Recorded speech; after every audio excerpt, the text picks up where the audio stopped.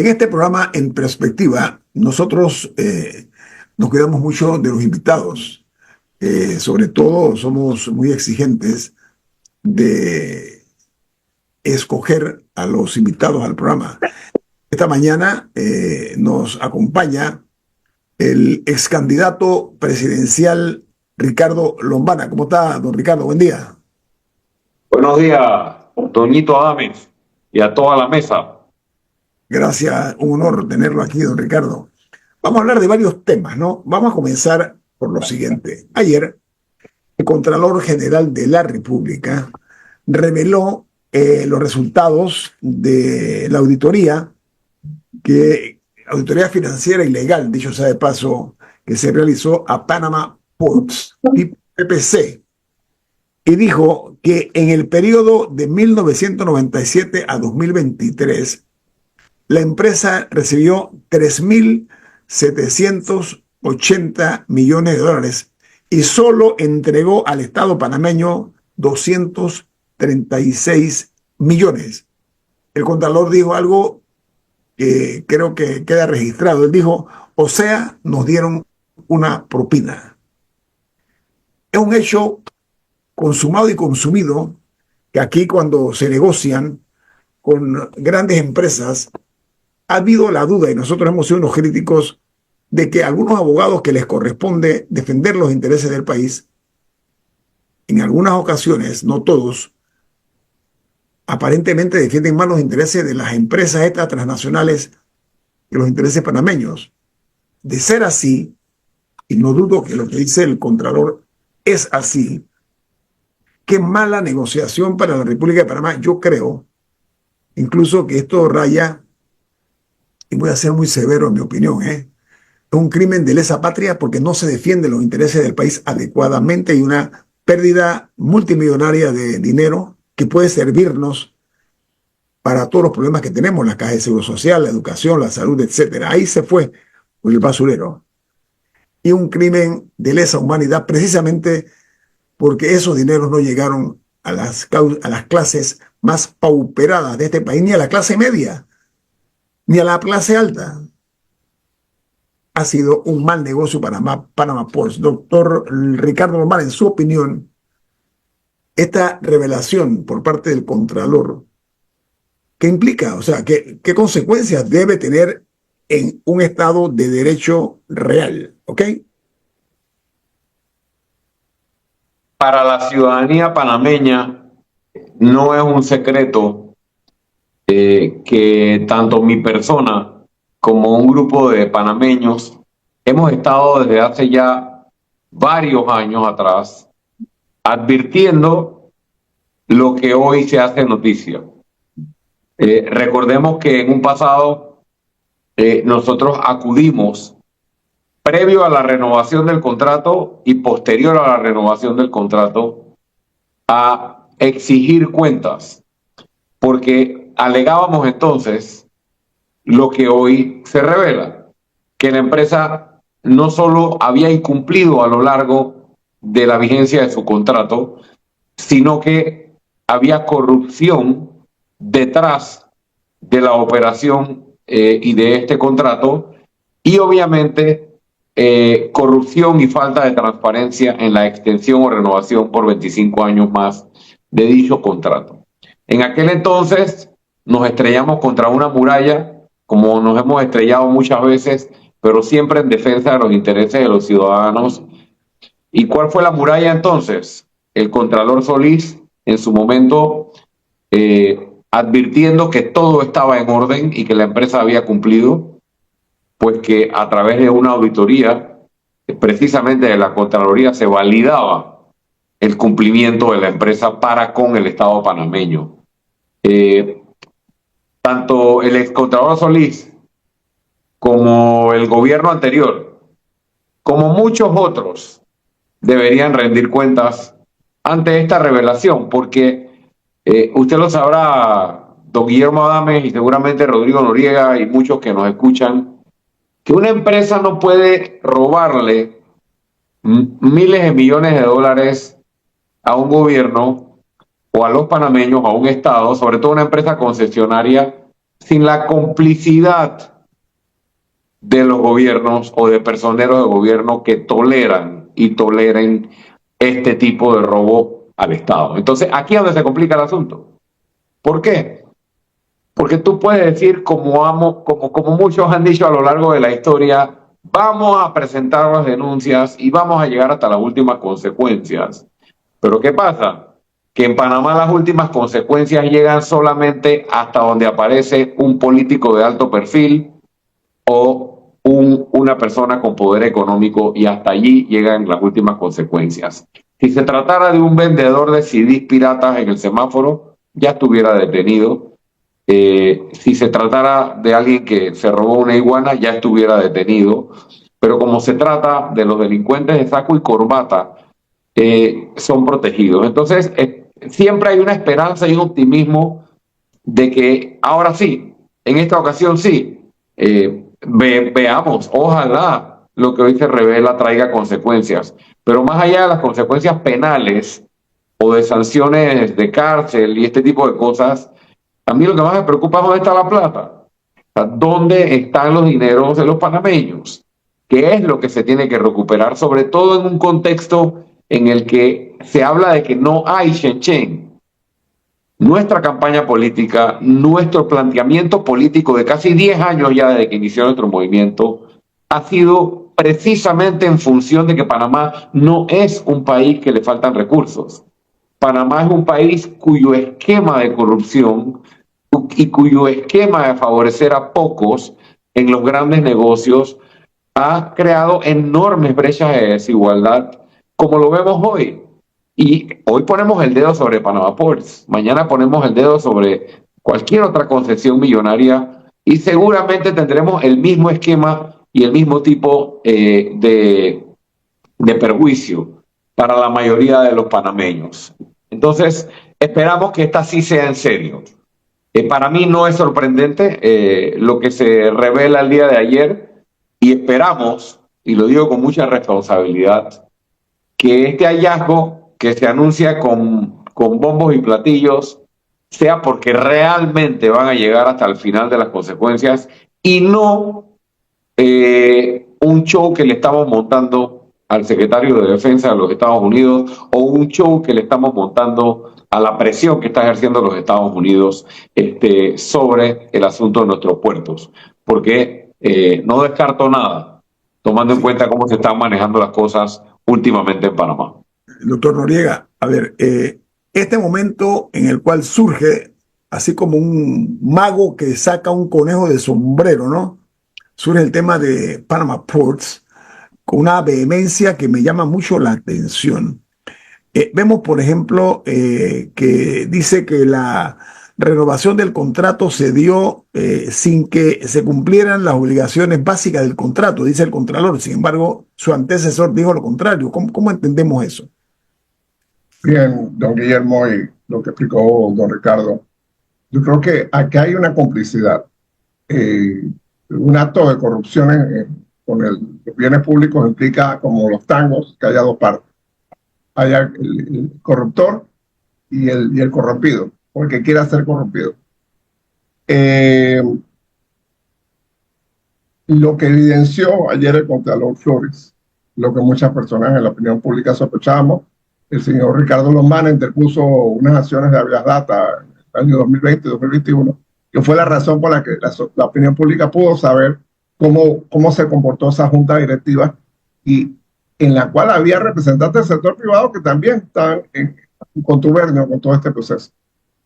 Yo creo que lo más sano, aparte de la responsabilidad penal, la responsabilidad de cuentas, es también cambiar el sistema de contratación del Estado. Todos estos contratos, contratos de puerto, contratos de la mina, contratos de ferrocarril, contratos de Naturgy, el de ENSA, el de Petroterminales, todos esos contratos y concesiones que da el Estado tienen una grave patología. La patología es que no protegen a los intereses públicos. Y estamos regalando, como marinos borrachos en un puerto, estamos regalando los recursos del país. ¿Cómo es posible que Panamá amplió su canal y en el 2002 esa empresa daba 28 millones de dólares al año, que fue lo mismo que dio en el 2023, con 9 veces más carga? esto es totalmente ridículo. Esto es totalmente ridículo y tiene que ver, obviamente, el tema de la corrupción, el tema de la impunidad, que hemos visto recientemente, las absoluciones todas sospechosas, pero también tiene que ver con el sistema electoral poroso que tenemos. Aquí tenemos un sistema donde los donantes privados pagan la fiesta, ponen la música y luego exigen cuando la persona o las personas que financiaron llegan al gobierno.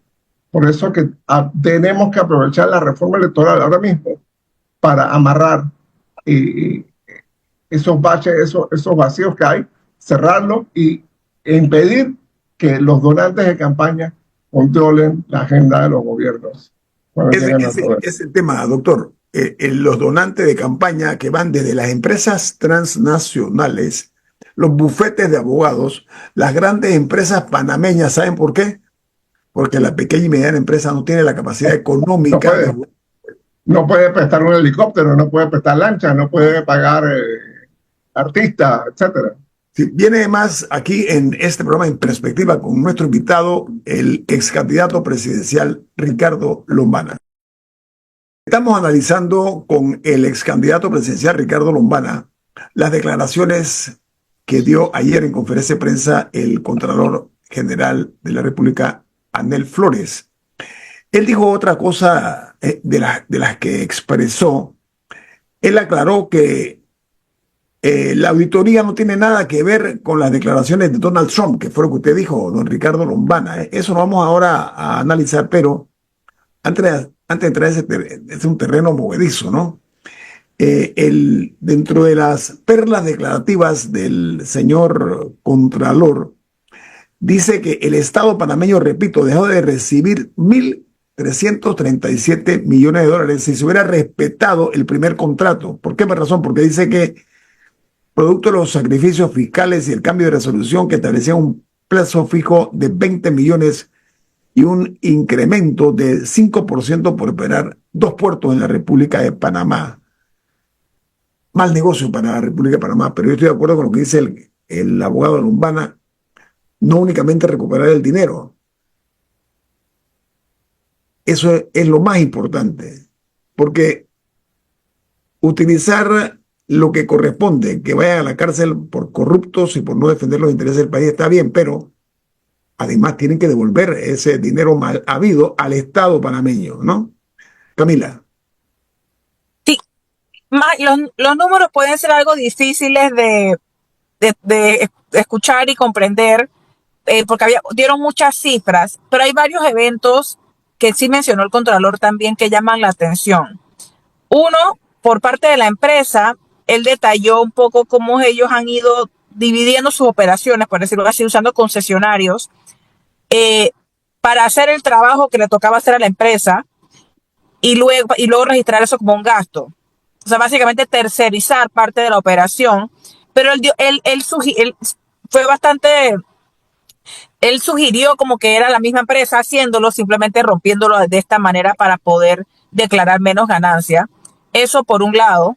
Y lo otro que llamó la atención por parte del Estado es que él dijo que la auditoría de AMP, en la que supuestamente se apoyó a la Contraloría para hacer el refrendo del nuevo contrato, él dijo que fue una auditoría de 3 días. Incluso él sacó un documento que él dice que es la auditoría que ellos presentaron, que parecía un informe de un niño de 5º grado sobre la evolución para su clase de ciencia, o sea, un folletito.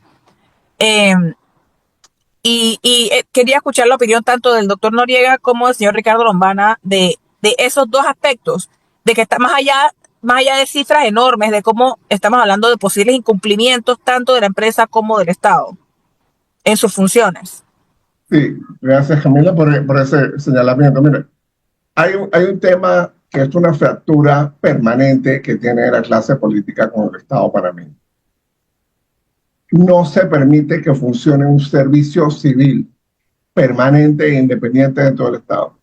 Aquí en Panamá hay gente talentosísima, incluso algunos que están al servicio del Estado, pero no pueden ejercer como abogados, como economistas, como administradores, como ingenieros, como inspectores, como médicos, porque cada vez que cambia el gobierno le ponen, perdonen el término, le ponen un orate de jefe o le ponen una persona que viene con un plan para hacer negocios o para hacerle negocios a otros.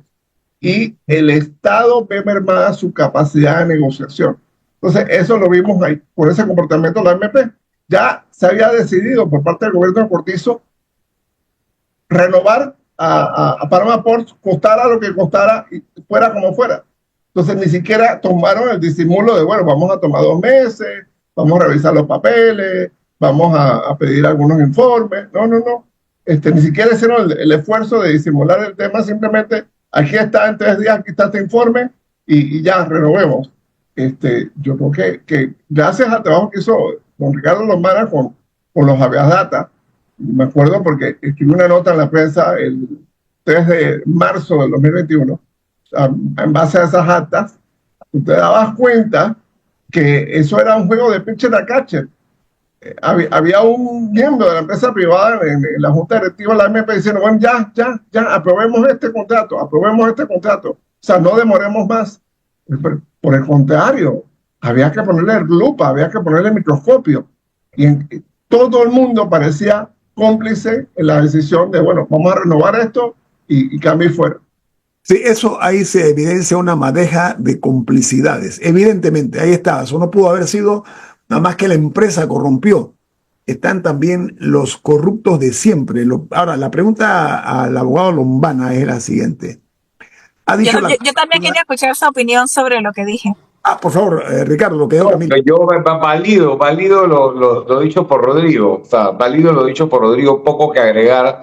Y las actas que se entregaron en su momento creo que comparten mucha información al respecto de los incumplimientos de la empresa. Los incumplimientos de la empresa van mucho más allá que los incumplimientos en el pago, que los incumplimientos en pagar menos de lo que debían pagar al Estado panameño. Así que poco que agregar, y recuerdo los escritos que hiciste en tu momento, Rodrigo. Bueno, Ricardo, pero lo que sí vamos a preguntarte en forma directa es lo siguiente. La Contraloría anunció que van a recurrir a la Procuraduría General de la Nación para investigar a los empleados de PPC, de Panama Ports, a los funcionarios y a la junta directiva de esa entidad. ¿Hasta ahí queda la cosa o qué? ¿Cómo la ve usted, don Ricardo Lombana? Bueno, eso estará por verse. Era evidente, es hoy más que evidente, que cuando se renovó el contrato, la empresa no cumplía. Y que además las auditorías que se hicieron, o por lo menos preliminarmente, se tiene que haber conocido de las irregularidades de la empresa.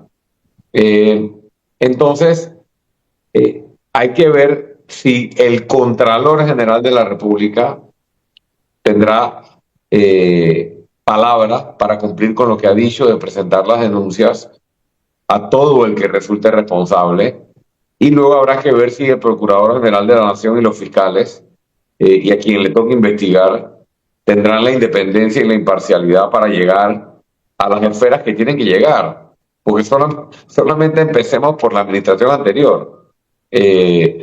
Habría que investigar hasta el más alto nivel, de administrador de la Autoridad Marítima, de Junta Directiva de Autoridad Marítima, de Contralor General de la República, e incluso órgano ejecutivo. Porque una de las preguntas que nosotros nos hacíamos cuando presentamos todas estas acciones en su momento es: ¿quién negoció la extensión? ¿Quién negoció la renovación? Lo recordarás, Rodrigo. O sea, aquí se dio, totalmente.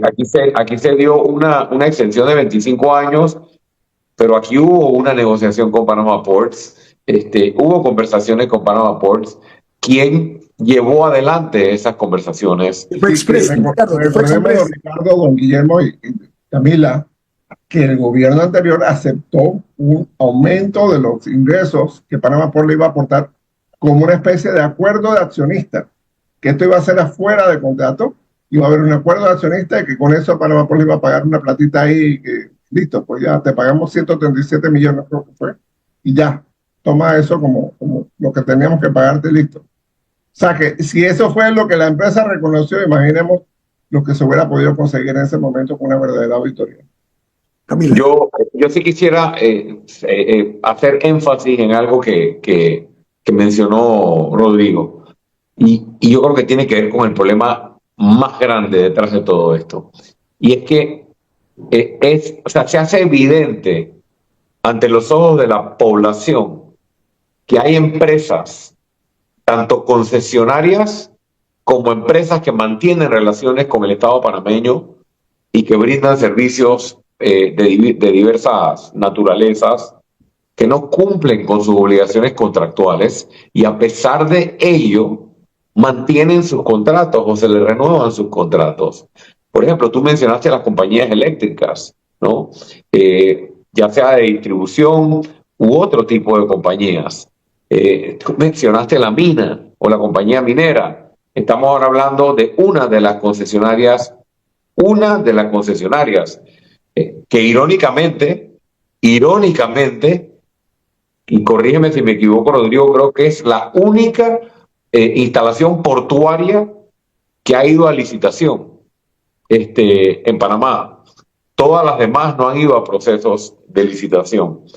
Y tengo entendido que solo una, de las 5 que están alrededor del canal, solo una ha ido a licitación. Entonces, esto es muchísimo más grande que Panama Ports. Y no puede ser que esto siga ocurriendo sin responsabilidad para nadie, pero sobre todo, estamos justo en un momento en el que el gobierno nos vende, y los anteriores, pero hablemos de la coyuntura actual, nos vende que no hay plata, ¿no? Que no hay cómo reactivar una economía, que tenemos que seguir endeudándonos.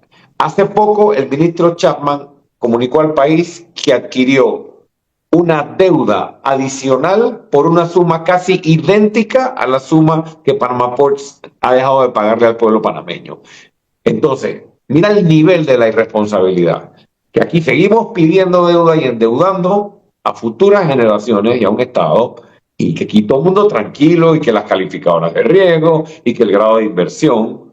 Por eso siempre he hecho énfasis en que el grado de inversión no se pierde solamente por medidas económicas o medidas de endeudamiento. El grado de inversión se pierde porque terminamos tomando todas esas medidas gracias a que un Estado basado, el Estado de amiguetes o el gobierno de amiguetes, como le llamó don Guillermo Chapman en su momento, es el que ha sido la regla en Panamá, despojando al Estado panameño y a los panameños de gran parte de su patrimonio e incluso gran parte de las utilidades que deberíamos estar obteniendo de toda una serie de actividades o de explotación, tanto de recursos naturales, nuestros puertos, nuestra posición geográfica. Y ojalá esto sea solo el inicio. Ojalá esto sea solo el inicio. Camila. Ahora, el Contralor y el presidente también han hecho un esfuerzo para tratar de vender la idea de que esta auditoría y etcétera no tiene nada que ver con el conflicto de Donald Trump y con Estados Unidos, con todo el tema de China. Lo han dicho reiteradas veces y el Contralor ayer lo volvió a decir al inicio cuando planteó las fechas en las que inició la auditoría. Sin embargo, es innegable que todo esto pasa en un contexto y si bien Panamá tiene un gran trabajo que hacer mirando hacia atrás para ver qué fue lo que pasó, quiénes fueron responsables y cuáles van a ser las consecuencias, también quería escuchar de ambos cómo ven los siguientes pasos por parte de Panamá, qué va a pasar, qué creen ustedes que debe pasar con ese contrato y en estos momentos que la venta de Hutchison a el consorcio liderado por BlackRock ha quedado también un poco en pausa. El Contralor también hizo referencia ayer a que el que vende tiene que estar muy claro lo que está vendiendo y el que compra tiene que saber qué está comprando, si es BlackRock o alguien más. No sé si al regresar el cambio podemos entrar en ese terreno. Eso es lo que vamos al corte comercial. Viene más. Esto es En Perspectiva, un programa para la gente inteligente como usted. Amigos, les pido que por favor no olviden estos numeritos. Los números a veces pasan inadvertidos. En el periodo, estamos hablando de Panama Ports, ¿ok? El contrato de la concesión. En el periodo comprendido entre el año 1997 y 2023, estamos hablando de 26 años, la empresa Panama Ports recibió 3.780 millones de dólares. Pero, en punto contrario, solamente entregó al Estado panameño, a nosotros, 236 millones de dólares. Es peor, debieron haber invertido 1.000 millones de dólares. Perdón, ellos invirtieron, creo que fueron 690 millones. O sea, a todas luces, esto no debe quedar así, pero bueno, es probable que quede así. Hay otro factor, que lo dijo tangencialmente don Ricardo Lombana, y esto tiene que ver con lo que expresó el presidente de CEO de BlackRock a la agencia de noticias Reuters, una de las más prestigiosas del mundo. Él les declaró lo siguiente, dice: esta transacción en la compra de los puertos en Panamá se basó en intereses comerciales más que consideraciones geopolíticas. Ahí tienen. Esto para que piensen un poquito. Camila, reformule la pregunta, por favor, antes del corte comercial que hizo usted. Sí, un poco cuál va a ser el futuro de este contrato a consideración de ustedes, tomando en cuenta tanto las intenciones de venta que había por parte de Hutchison hacia un consorcio liderado por BlackRock, cuya firma se debió haber dado el 2 de abril, pero por presiones de China por el momento está en pausa. Y bueno, comentaba también el doctor Noriega las demandas de inconstitucionalidad que existen en la Corte contra este contrato. ¿Es crónica una muerte anunciada? ¿Quién quedaría a cargo de esa concesión? ¿Cuáles son sus impresiones, doctor Noriega y señor Lombana? Doctor, antes, permítame, doctor Noriega, porque Lawrence, él se llama Lawrence, a ver, déjeme buscar aquí el nombre de... Larry Flink. Sí, él dijo que va a tomar por lo menos 9 meses este tema. Continúe, doctor Noriega. Él no es uno de los hombres más ricos del mundo por accidente. Él es quizás el mejor CEO del mundo financiero. Y él ha pausado la transacción porque seguramente sabe que cosas como lo que hay en Panamá están pasando en otros países del mundo. Entonces hay que revisar cuánto valen esos puertos.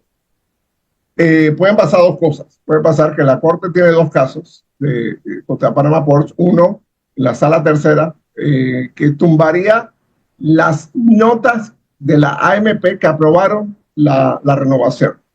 Y el segundo caso, con una demanda de constitucionalidad que ya opinó el procurador, diciendo que el contrato de Panama Ports viola 15 artículos de la Constitución.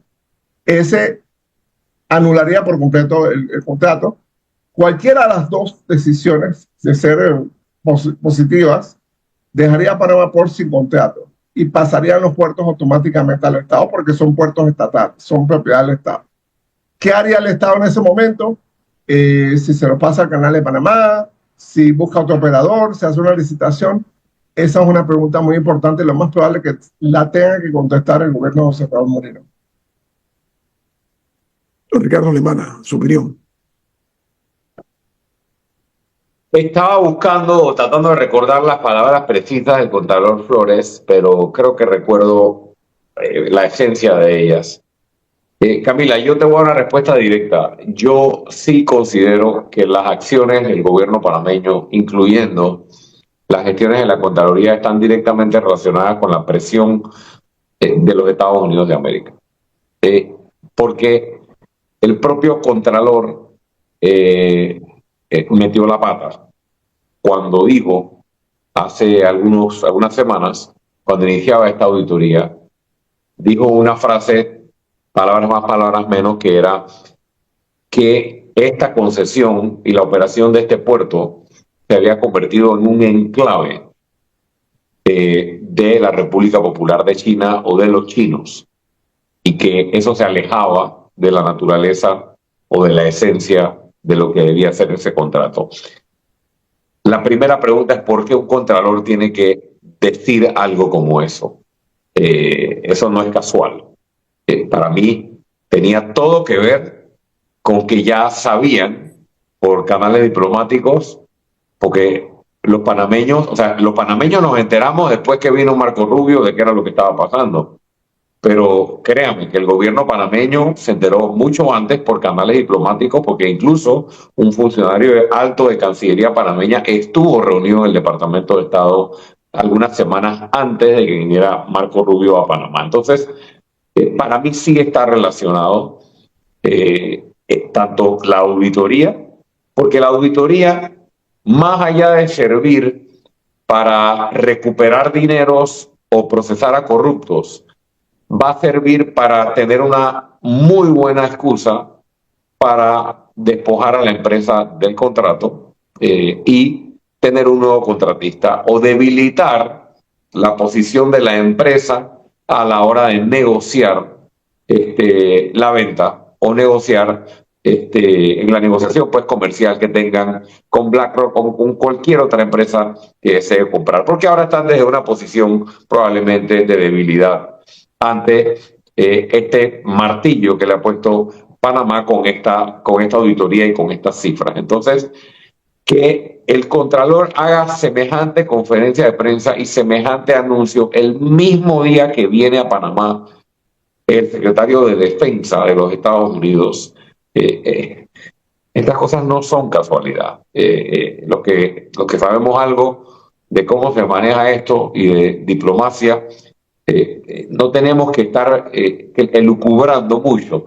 Entonces, hay que ver qué va a pasar ahora, indistintamente de la influencia que está teniendo los Estados Unidos en las acciones que está llevando adelante el gobierno panameño. Definitivamente que yo veo a la empresa hoy concesionaria, Panama Ports Company y Hutchison que está detrás, yo la veo fuera de Panamá, es lo que vaticino, y ojalá esta transacción que se dé con BlackRock o con otra empresa produzca o genere lo que estaba mencionando Rodrigo al principio, que es un nuevo esquema, o al menos se pueda plantear desde el punto de vista legislativo, un nuevo esquema de negociación y de explotación de estos recursos para la República de Panamá, para que sea BlackRock, sea Hutchison o sea otra empresa, no nos vuelva a pasar lo mismo y tengamos dentro de 5, 10 o 15 años el mismo cuento de que no hemos recibido los beneficios que Panamá debería haber recibido. Y me refiero a que Panamá debe explorar alternativas como la de Singapur, ¿no? Convertirse en socio o ser socio de las empresas operadoras de los puertos o de las empresas que se ganan las concesiones, por ejemplo, o buscar otros mecanismos y otras modalidades que le garanticen a Panamá un ingreso directo y no poder ser timado y no poder ser estafado, porque si eres accionista estás adentro, ¿no? Y es mucho más difícil y se requiere de mucho más esfuerzo para que te roben los dineros y ser desfalcado porque estás adentro como accionista y puedes fiscalizar desde adentro la operación, las utilidades y los posibles maquillajes de las cifras. Doctor Noriega, tengo... No, sí, debo decir nada más un parentecito, que yo también estoy de acuerdo en que las acciones del gobierno panameño están directamente ligadas a la situación con Estados Unidos. Por eso dije que el Contralor trató de vender la idea de que no estaban relacionados, pero es evidente que esta cosa no pasa. Estoy totalmente de acuerdo que no son casualidades. Y creo que lo dijo sin que nadie se lo preguntara. Sí, pero voy para allá. Doctor Noriega, a ver, llega a Panamá Pete Hegseth, secretario de Estado de los Estados Unidos.